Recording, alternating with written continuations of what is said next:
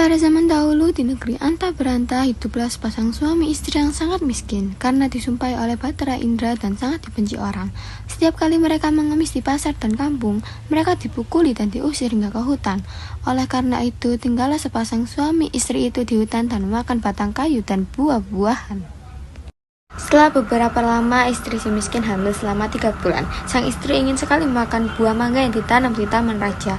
Si miskin pun terketuk hatinya, karena dahulu ia dikeindaraan waktu menjadi raja. Ia tidak ingin memiliki anak, namun sekarang ia akan memiliki anak dan berkata, Istriku, apa kamu ingin membunuhku? Apakah kamu tidak tahu tentang masa lalu kita? Jangan meminta sesuatu. Kita tidak bisa mengambil buah mangga yang ada di taman raja. Setelah istrinya mendengar perkataan suaminya itu, ia semakin nangis. Lalu suaminya berkata, Diamlah istriku, jangan menangis. Aku akan mencarikan buah mangga itu dan memberikannya padamu. Istrinya pun berhenti menangis. Lalu si miskin pergi ke pasar mencari buah naga. Setelah sampai di pedagang buah mangga, ia ragu untuk meminta buah mangga karena ia takut orang akan memukulinya. Pedagang buah mangga pun bertanya, Hai miskin, apa yang kamu inginkan? Jika Tuan mempunyai belas dan kasihan, berikanlah saya sebiji buah mangga yang sudah busuk, Tuan. Orang yang berada di pasar pun menjadi iba karena mendengar. Lalu orang yang berada di pasar tersebut memberikan si miskin buah mangga, pakaian, dan makanan, serta buah-buahan lainnya. Si miskin pun terheran karena biasanya dia diusir, dipukul, hingga dilempari kayu dan batu. Setelah ia berpikir seperti itu di dalam hatinya, ia pun pergi ke hutan untuk menemui istrinya. Istriku, ini buah mangga, pakaian, makanan, dan beberapa buah-buahan. Kemudian istrinya menginjak-injak apa yang diperoleh si miskin tersebut sambil menceritakan apa yang terjadi. Istrinya pun menangis dan tidak mau makan jika bukan buah mangga yang ditanam di taman raja, dan berkata, Biarkan saja aku mati. Si miskin pun sangat terpukul melihat perbuatan istrinya. Kemudian ia pergi menghadap Maharaja Indradewa yang saat itu sedang mengadakan pertemuan raja. Lalu ia masuk ke dalam dan Baginda Raja pun berkata, Hai miskin, apa yang kamu inginkan? Si miskin pun menjawab, Tuanku, ampunilah hamba. Hamba datang ke sini ingin meminta buah mangga yang sudah jatuh ke tanah, Tuanku. Apa yang kau ingin lakukan dengan buah mangga itu? Untuk dimakan, Tuanku. Tolong ambilkan setangkai buah mangga untuk si miskin ini. Kemudian diambilkanlah buah mangga tersebut untuk si miskin.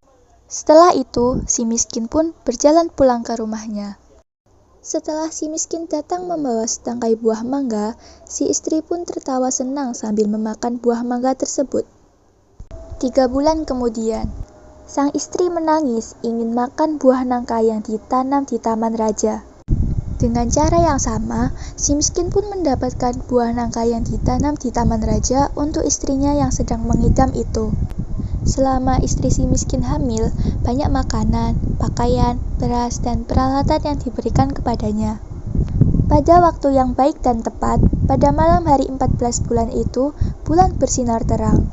Kemudian pada waktu itu juga, istri si miskin melahirkan seorang anak laki-laki yang sangat baik dalam penampilan dan tampan.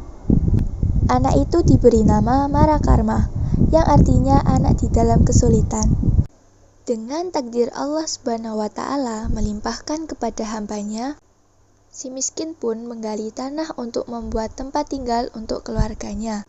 Ketika ia menggali tanah untuk menancapkan tiang, ia menemukan telaju besar yang berisi banyak emas. Istrinya pun datang untuk melihat dan berkata, Mas ini tidak akan habis sampai anak cucu kita, suamiku. Ia pun menjadi kaya dan membeli barang-barang kebutuhannya seperti kendi, utar-utar, pelana kuda, keris, dan sebagainya.